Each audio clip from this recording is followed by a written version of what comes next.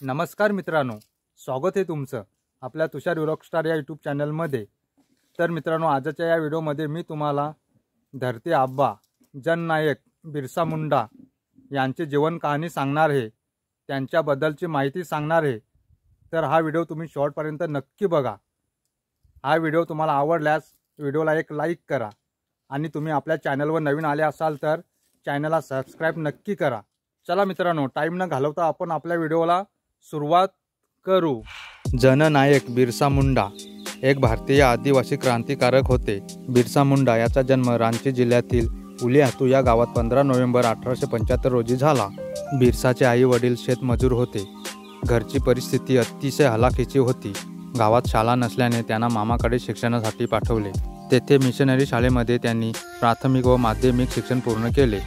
शिक्षणाबरोबरच बिरसा यांना संगीत व नृत्यातही विशेष रस होता। तो काळ पारतंत्र्याचा होता। संपूर्ण देशाला इंग्रजांनी गुलाम बनवून ठेवले होते। जंगलात राहणारे आदिवासी या गुलामगिरीतून वाचले नव्हते।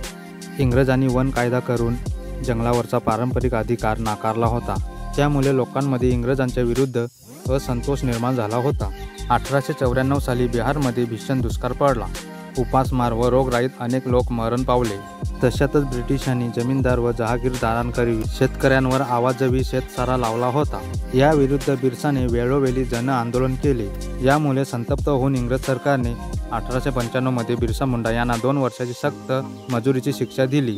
त्यांना हजारीबाग तुरुंगात दाबण्यात आले। याच तुरुंगात बिरसाने इंग्रज सत्ता मोलासकट उपटून टाकण्याचा संकल्प केला आणि आदिवासींच्या आर्थिक व सामाजिक स्वातंत्र्यासाठी इंग्रजाविरुद्ध उलगुलान पुकारला। म्हणजेच एकाच वेळी सर्वांगीण उठाव। नंतर बिरसा मुंडा यांच्या नेतृत्वाखाली आदिवासींनी आपल्या पारंपरिक शस्त्राद्वारे अनेक लढाया केल्या।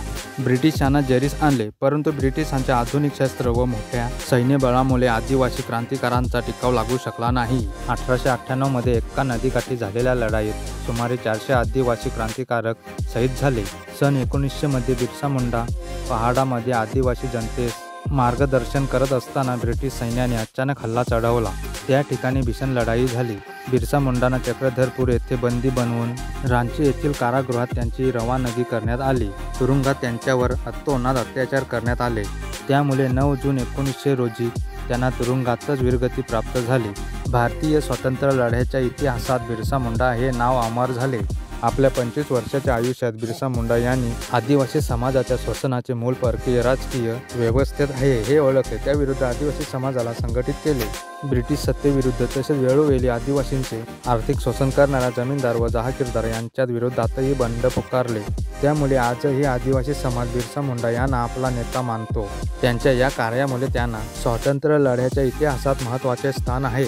आज जननायक बिरसा मुंडा यांच्या नावावर अनेक संस्था व संरचना आहेत। बिरसा मुंडा विमानतळ रांची, बिरसा मुंडा वनवासी छात्रावास कानपूर, सिद्धो कान्हो बिरसा विद्यापीठ पुरुलिया आणि बिरसा कृषी विद्यापीठ। बिरसा मुंडाच्या जीवनावर आधारित गांधी से पहल गांधी आणि उलूलन एक क्रांती हे 2 हिंदी चित्रपटसुद्धा प्रदर्शित झाले आहेत। या वीराने आदिवासींच्या न्याय हक्कासाठी मोठा लढा दिला। त्यामुळे बिरसा मुंडा यांना लोकांनी जननायक ही पदवी दिली।